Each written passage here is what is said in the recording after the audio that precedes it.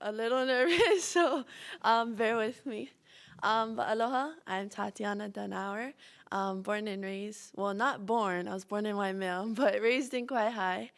For those of you who don't know, my family is the proud owners of Hale'i'a and Kauai Marketplace, located right in the heart of Kauai. Growing up at the shop was my favorite thing ever as a little girl. I loved to cut fish with my great grandpa. I had a small knife that was designated as mine to cut fish blocks with him. I got to make poke with my grandma and work with my mom and her sisters. The perfect mom and pop shop. I vividly remember hanging out in the office, yelling if there were customers coming, or hanging under the big kiawe tree after work while my family had pauhana. When I was about 2 to 3 years old, I was thrown into the water and forced to swim on my own. Growing up by the ocean and working in a fish shop shaped so much of who I am. It taught me strength, resilience, and gave me a profound love for the ocean. This connection brought me closer to my family, and something I got to do recently brought me even closer to them. But this isn't a mo'olelo about fishing or diving. This mo'olelo is about paddling. I've been paddling for around 4 to 5 years now, and I've grown a strong love for the sport and the ocean. As much as I would have liked to start in my earlier childhood days, I knew it came at the perfect time of my life. A period in high school in which I was still figuring out who I was, paving my path, and finding my purpose. The first time I got in a va'a, I was horrible to say the least. My paddle was backwards, I didn't have the proper form, I got yelled at by Uncle Manny a lot, which hopefully you haven't experienced, but who am I kidding? There's no one who has paddled for Kauai and hasn't been yelled at by Uncle Manny. But that's the funny thing about sports and coaches. They aren't only there to make you do the thing, they're there to teach you life lessons. Paddling taught me many life lessons. Ooh. How to be resilient, how to bounce back, and how to be confident.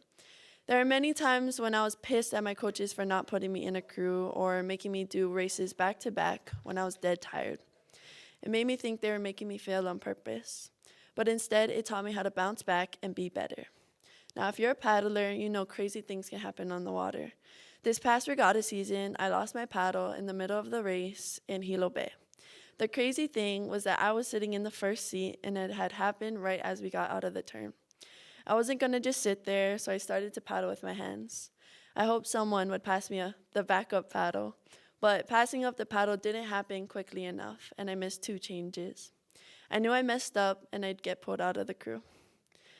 And sure enough, that happened. I was pulled out of the mixed crew, made up of 3 girls and 3 boys.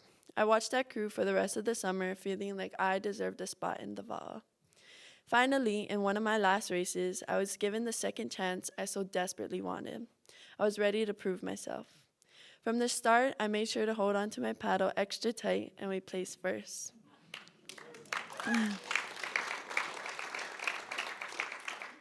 Now, I'm a stroker, which means I sit in the first seat and set the tempo for the crew. They match my stroke. The fun thing about stroking is that if your crew wins, you're the first person over the line, and my girls' crew had been undefeated all summer. We were ready to go to Ka'anapali and dominate the crews from Oahu, Kauai, and Maui. I was stoked, ready to win again. We got off to a strong start. We're giving it all we had. First in the turn, first out, solid, headed toward the gold. But something happened to us down the line. One canoe passed us, then another, and another. We were the 4th to cross the line. I couldn't believe it. First in the turn and first out. Solid, headed toward the goal. I was pissed. I didn't want to talk to anyone after the race. We got 4th. My girls' crew hadn't lost all season long. I was always the first to cross the line, but this time I was the 19th.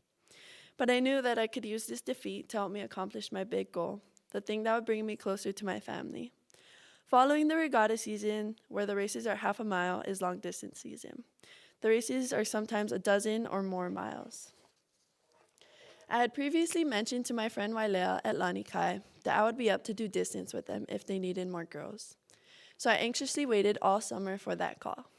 Once that call came in from her, I was ecstatic, jumping up and down, telling everyone I would be paddling for Lanikai. Getting that call from her Getting that call from her was unreal. I knew this was a chance to make my dream come true. Navahine o Kekai is the most prestigious race in women's paddling. Crossing the Kaiwi Channel from Molokai to Oahu is one of the toughest challenges in water sports, and it was a dream of mine.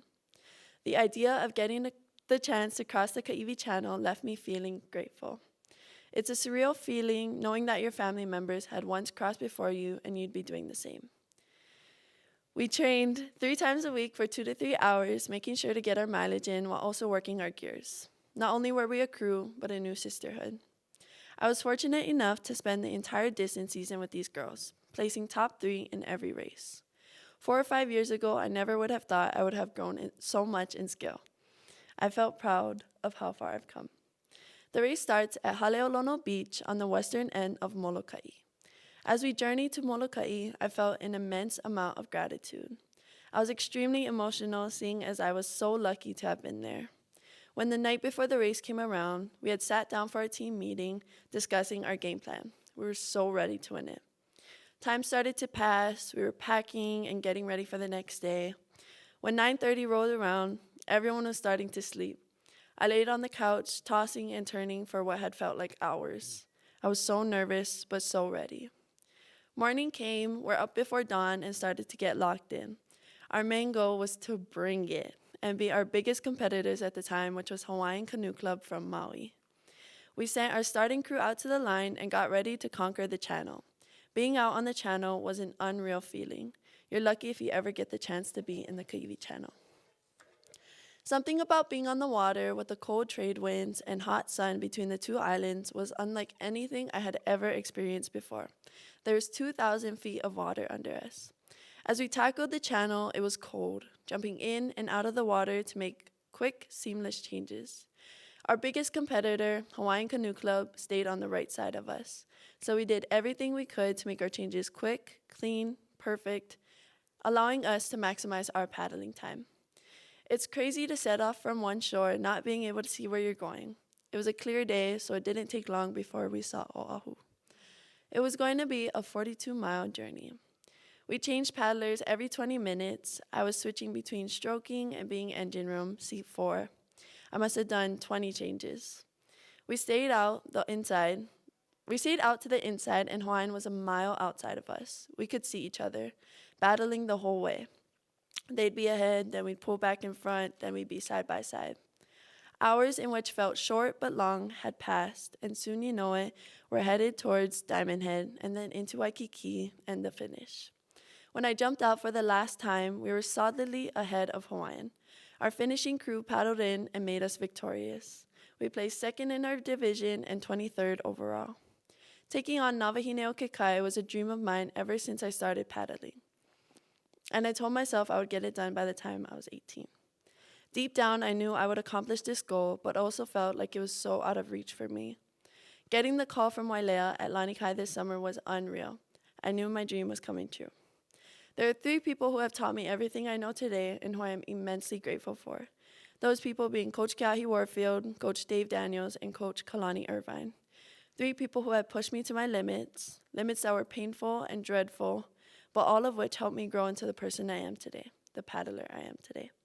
I'm now the 3rd generation in my family to cross the channel, fulfilling the same dream my mama Kanoi, Papa Willie, and my dad Chad once had.